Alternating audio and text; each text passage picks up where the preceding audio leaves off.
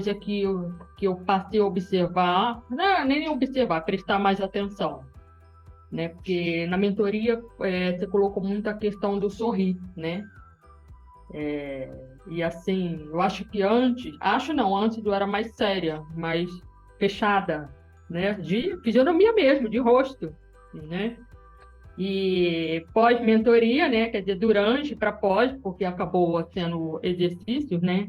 E isso, o exercício esse que eu pratico até hoje, e eu percebo que hoje realmente eu estou conseguindo cativar mais pessoas. Eu até me assusto, né? As pessoas, nossa, oi, Valéria, e tal, assim, aí eu penso, nossa, a pessoa tá me vendo, sabe? Tipo assim, não que eu era invisível, mas parece que eu era.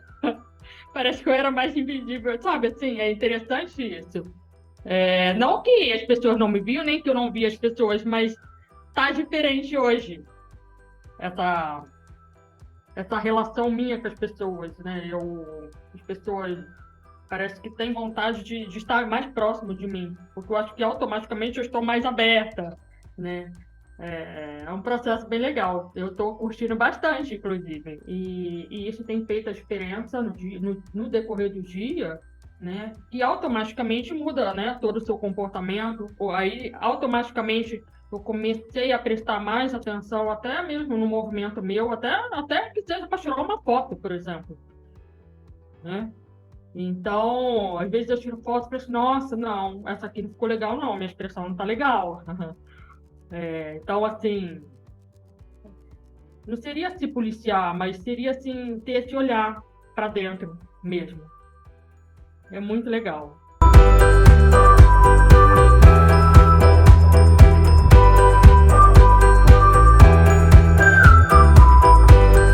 Eu antes era mais retraída e assim é como se eu me limitasse a alguns assuntos para conversar.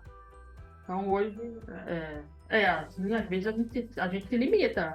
Não vou conversar, sei lá, sobre essa temática porque não sei. E hoje, assim, a pessoa está conversando sobre isso, então fala um pouquinho sobre aquilo, ouve a pessoa, né?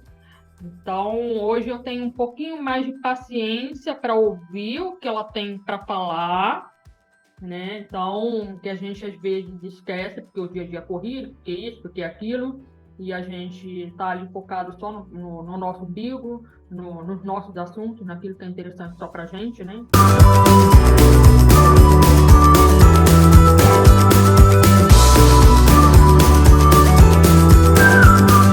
Sim, isso é algo que, embora eu acredito nesse poder que é a linguagem corporal, nesse processo todo, eu achava que para mim não era possível do ponto de vista por causa da minha dificuldade do campo visual. É retinose pigmentar, né? É uma síndrome de Usher lá, onde o meu campo visual é zero. Então, assim, eu achava que não seria capaz de conseguir isso pela minha dificuldade. Como que eu vou observar a linguagem corporal das pessoas para que eu possa, assim, para que elas possam me sinalizar alguma coisa? Então, assim, com esse exercício, eu passei eu sinalizar com o meu corpo de alguma forma, né? E, né, automaticamente a gente começa a prestar mais atenção nas pessoas, no retorno que elas dão, entendeu? Então, no dia a dia acaba sendo um exercício diário, né? De percepção, de trabalhar a minha percepção visual. Então, isso para mim está sendo um processo assim, meio que aparentemente invisível, mas que para mim está sendo maravilhoso, entendeu? É uma experiência bem bacana, assim, é um pouquinho cada dia, um pouquinho cada dia. Só no praticar esses exercícios é como se eu começasse a olhar mais para dentro de mim e isso fosse de dentro para fora, mesmo assim. Então, mesmo com a dificuldade, eu passei a praticar mesmo o que seja, olhar para o lado, olhar com mais calma, tentar, acabou sendo esse exercício diário. E estou tendo esse retorno para mim mesma, na verdade.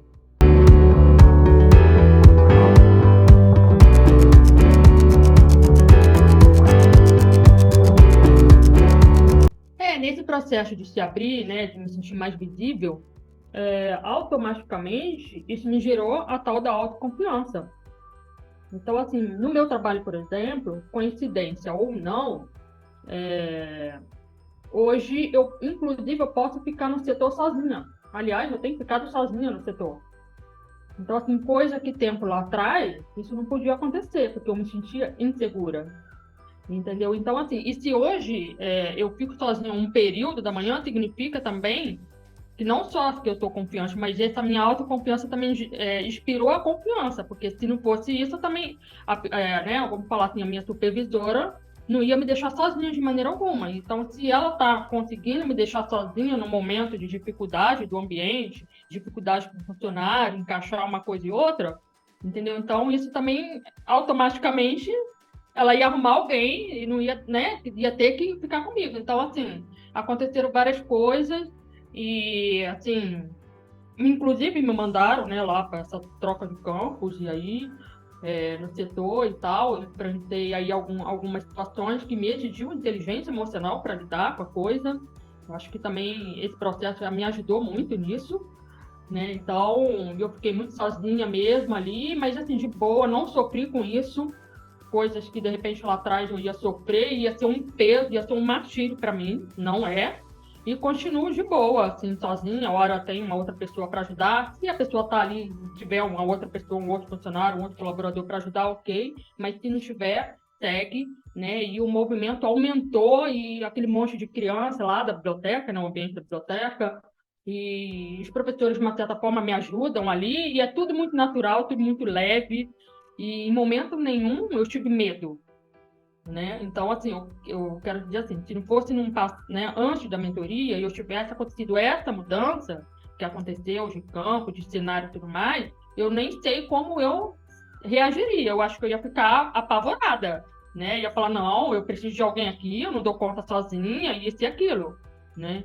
Então, essa coisa assim, não me sinto inferior, os professores se aproximam de mim, é como se estivesse ali tudo no mesmo patamar, todo mundo falando a mesma linguagem, né? Então, a vitória aí maior é encarar isso de uma forma muito natural, muito leve mesmo, e conseguir exercitar isso dia a dia, né? Acreditar nesse processo, e assim, eu tô curtindo bastante.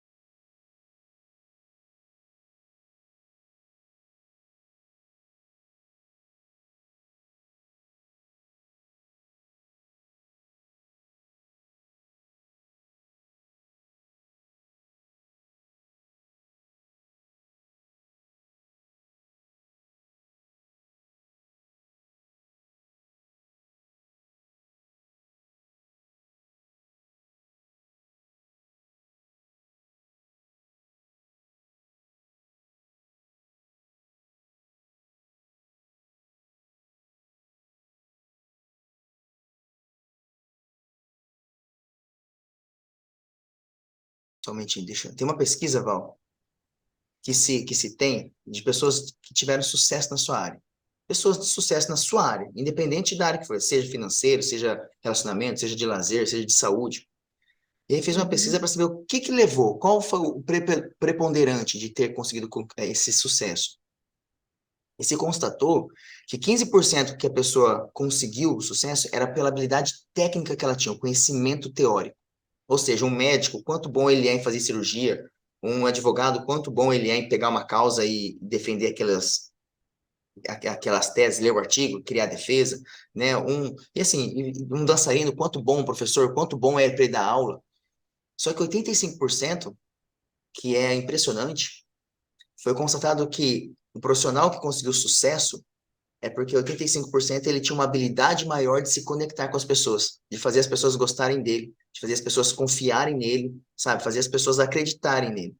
Ou seja, um médico, ele era bom 15%, mas a capacidade dele se conectar com os pacientes, dele fazer a equipe de enfermagem, a equipe do hospital gostar dele, confiar nele, né? O quanto ele conseguia passar credibilidade para todo mundo, influenciava ainda mais do que a habilidade que ele tinha. Por isso que tem pessoas que não são nem tão boas naquilo que faz, por exemplo, em relação a um médico. Então, um médico, tecnicamente, ele pode ser pior do que aquele. Só que ele tem uma habilidade tão grande de falar com as pessoas, de criar harmonia com as pessoas, que ele se destaca. Não, então, um outro fato curioso, eu acho que você vai dar risada também. Minha vizinha. A gente, né, sempre que trombou, sempre cumprimentou também, numa boa e tal. E aí ela, né, tava lá na aula de dança.